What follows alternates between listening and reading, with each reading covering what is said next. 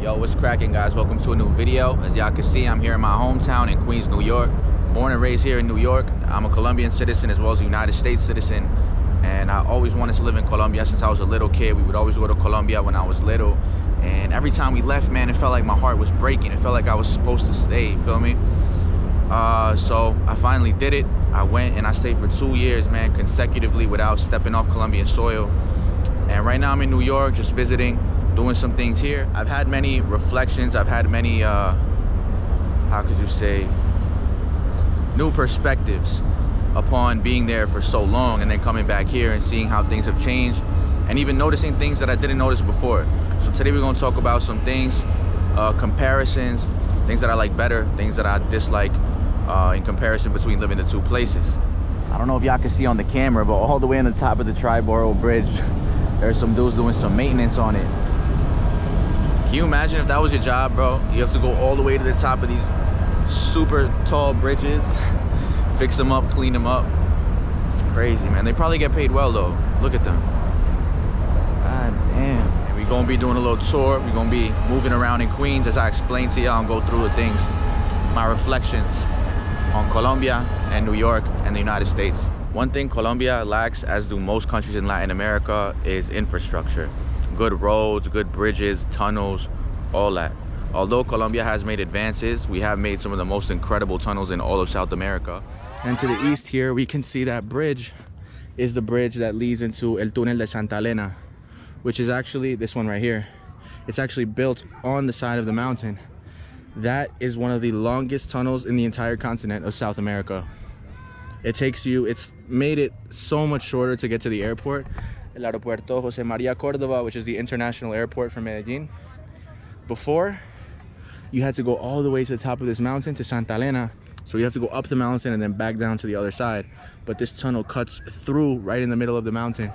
Most of the country has horrible roads. I think it was last year, a bridge that connects Quindío with El Valle del Cauca just collapsed randomly in the middle of the day, and a couple people died. And that's not the first time that's happened. So y'all can see, obviously there's no comparison at all in the infrastructure that the United States has compared to Colombia and any Latin American country. All right, guys, so one thing that I think is not so new, I think this was implemented before I left, it was released before I left, is these Revel mopeds. It's like a rideshare system where you just pick this up, you download the app, you pick this up, park it anywhere, and the app shows you where there's different ones parked. They're electric, and you could just get on one with the app, reserve it, and it's like 25 cents per minute, I believe. In the back there, they got the helmets, and it's automatic. Obviously, it's not clutch, it's not manual. Colombia, I have my motorcycle license, so I know how to, you know, maneuver on these things. So we're gonna test it out, see how it is. I'm gonna move around, and then I'm gonna start the video and, you know, go through my points and all that. In Colombia, this would not be able to exist, bro. Like, these would be robbed, these would be broken apart. Like, y'all even know, like in my previous videos, I've talked about how in Colombia they steal like the tops, like the iron coverings for the sewer, to sell it for like scrap metal for drugs and stuff. People steal whatever they can, bro. They'll see like a metal fence. If they could break it apart and steal it and sell it for scrap metal, they will. So that's something that's definitely a drawback to Colombia for sure. Here you can see it tells you how much charge it has left, 45%. And it tells you how fast you're going. I believe these things go like 30 miles per hour. So let's put up the kickstand. Let's put up the kickstand and put the ready. Go. All right, back. Let's see what's up with it. So I'm just testing it out right here since there's no cars on this road. And now we're about to get on the actual road and take a little drive. So let's go.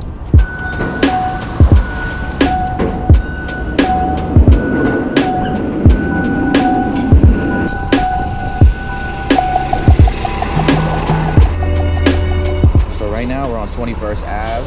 This is like what connects Astoria and Long Island City.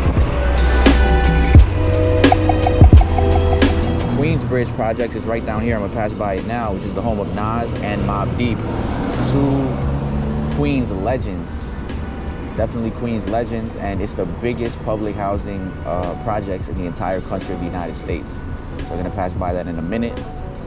This light turn green, and we out here.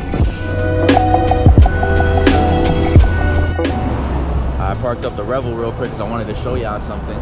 This right here is Queensbridge, these buildings over here.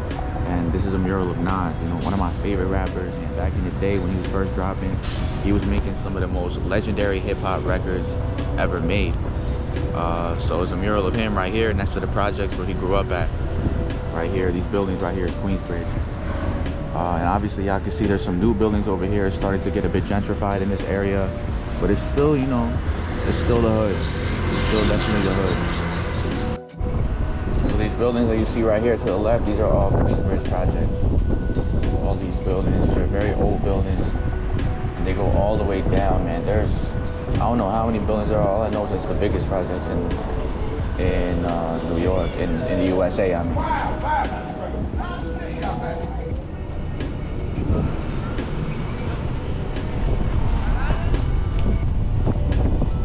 These are the streets that Nas walked around at, that Mobb Deep, Prodigy, and Havoc. Check it out, guys. Y'all can see the Freedom Tower down there. That's downtown Manhattan. And the Queensbridge. That's what the projects get their name after, the Queensbridge, or the 59th Street Bridge, because it connects Queens, and that's 59th Street over there in Manhattan. Anyways, one thing I've noticed too, obviously, that's been going on, is a huge problem, is the migrant crisis, man. They're just letting everybody in. They're letting all these migrants in, bro, and putting them in hotels. Most of them are from Venezuela. A lot of them are from Central American countries, African and Middle Eastern countries, but I think the bulk of them are from Venezuela. I parked up the Rebel right here just to chat with y'all for a moment. So one thing that I definitely noticed that is very different in the United States is the people. In Colombia, the people value relationships a lot more than they do here. People here are also more focused on money and their career than they are with, you know, they value it more than their relationships. So they'll go chase money and they'll try to improve their career and, you know, succeed in their career over spending time with friends and family, which in a sense could be good, but it's also kind of an antisocial behavior. People in Colombia are more open to help. They're more open and kind and generous than people here. People here are kind of, I guess they are more self-centered. And I guess that's just part of the culture, man, just cultural differences. It's something I always knew, but obviously, you know, coming back, I feel it 10 times more and I notice it. It's one of the things I love most about Colombia, is the people, their hospitality, how open they are to have a conversation with anyone, even if they don't know you, and their optimism as well. People here can be a bit negative.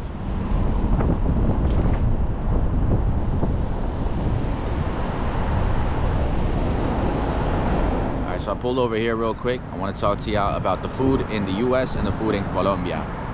So the food in the United States in general is of lower quality than food in Colombia. Here, if you want to get good quality food, you have to pay significantly more money for it. In Colombia, it's easier to access good quality food because in Colombia we have a big like agricultural culture. So there's a lot of little markets that sell produce, that sell some meats for cheap that are from a local farm. So, you know, dairy products too, all that stuff, it's easier to get it, higher qualities in Colombia. Also the fruits, obviously we up here in North America, we up here far away from the tropics, so a lot of the fruits don't get over here. For example, guanábana, lychee, the mangoes that come over here, it's hard to find good mangoes. The avocados they have in Colombia, like those big nice avocados with the big seed, you don't get those at all over here unless you go to like the Dominican neighborhood or you go to the Colombian neighborhood. You can find them, but they're still like, it's not the same. Over here it's hard to find passion fruit as well. So Colombians, we miss those things, you know, we miss the juices, the fruits, our good quality meats, our broths and our soups, that if you go here to a Colombian restaurant and get a broth or a soup, it's really not that good, man. It's not going to taste nearly as good as it would in Colombia. So yeah, I think in general the food in Colombia is definitely better than here.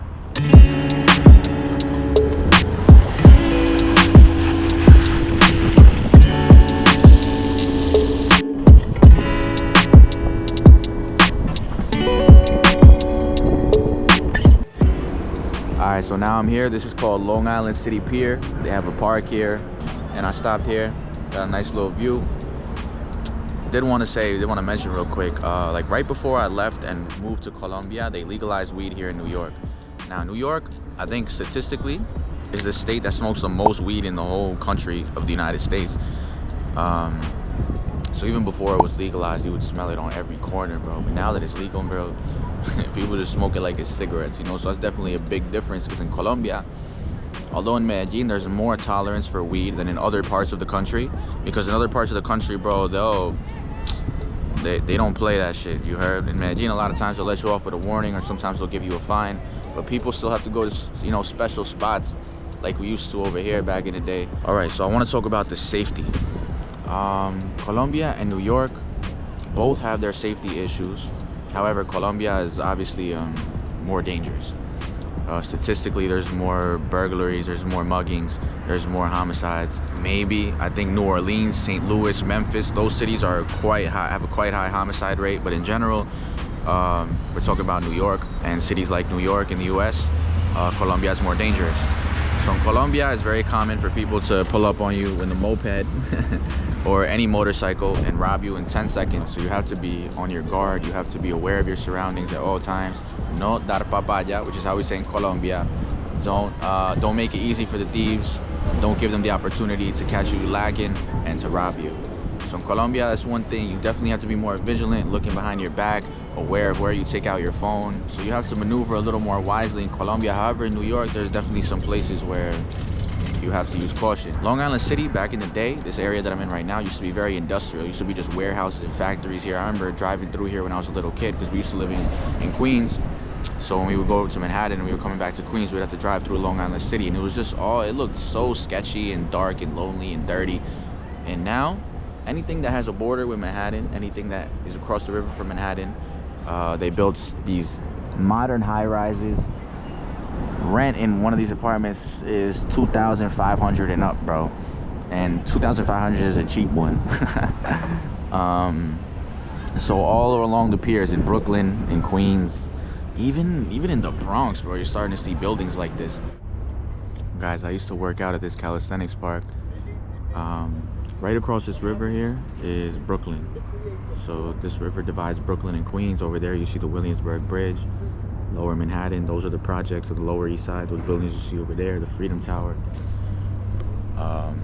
And all these buildings are brand new. When I left, this building wasn't here, neither was this one. So these were all built within the time that I've been away. Man, y'all see over there, all those new buildings, man. They're probably gonna build a high-rise right here in this lot. Man, all these buildings are brand new. They're building a new one right here. Every few years, it just looks different.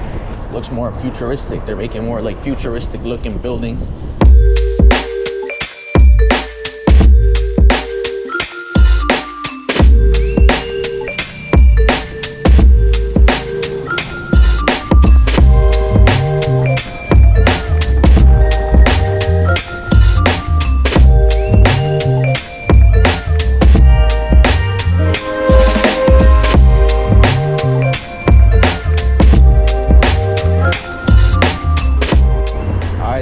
Again, look, this right here, you see this Best Western? This is holding some migrants in here. It's Best Western. So the homeless people who are from the US sleep on the street and the migrants sleep in a hotel.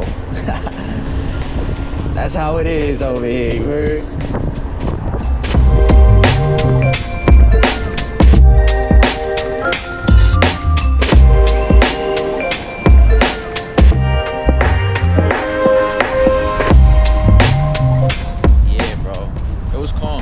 Through some pretty busy streets on this, and it was calm.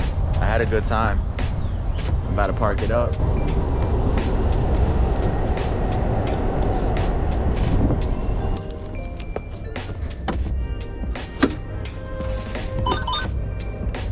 Alright guys, so we back here right by the Hell's Gate Bridge in Astoria Park. Another thing that I wanted to talk to y'all is about the weather. Obviously here, the seasons change. It gets brick, as we say in New York, it gets cold in the winter time. Right now we're in the transition phase, which is fall. Spring and fall are like the transition seasons. And part of me likes the seasons, man. Like just witnessing the power of nature, how you really have no control over what's happening. And it's just kind of the same feeling that you get when you look up at the stars, when you look at a huge body of water. That feeling of powerlessness and insignificance that's not necessarily a negative thing. It actually kind of makes you feel like you can let go and let things flow. You feel me? Just watching the leaves change color and the cloud patterns change and the wind gets colder and chillier by the day, and it's different vibes. In Colombia, the weather is obviously consistent since it's an equatorial country. It's right by the equator. However, because of the Andes Mountains that go right through it, there's many different weathers. As y'all probably know, altitude affects the weather. So the higher you are, the colder it's gonna be. So in Colombia, we have all different types of weathers. Medellin is like 1,800 feet.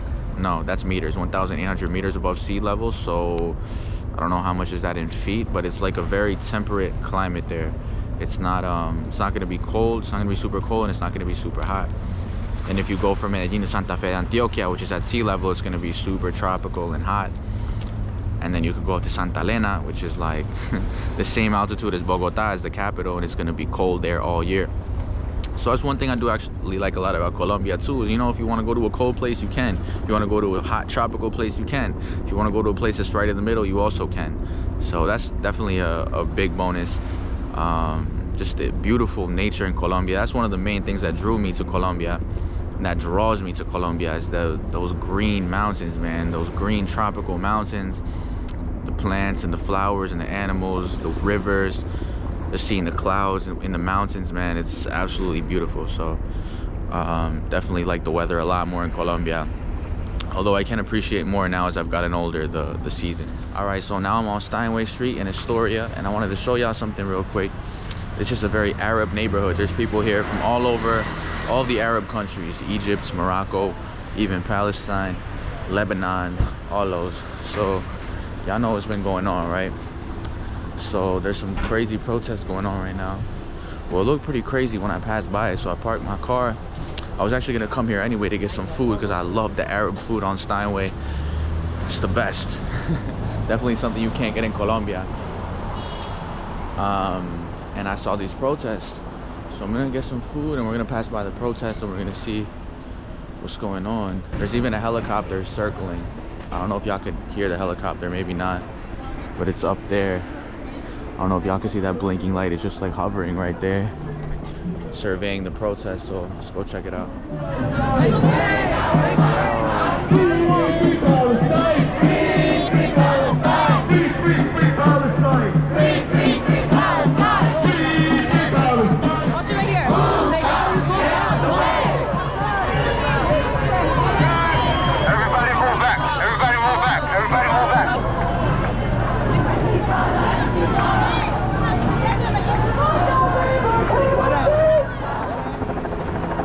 You can see the cop boys, you can see the oppas with their little plastic handcuffs ready to arrest anyone.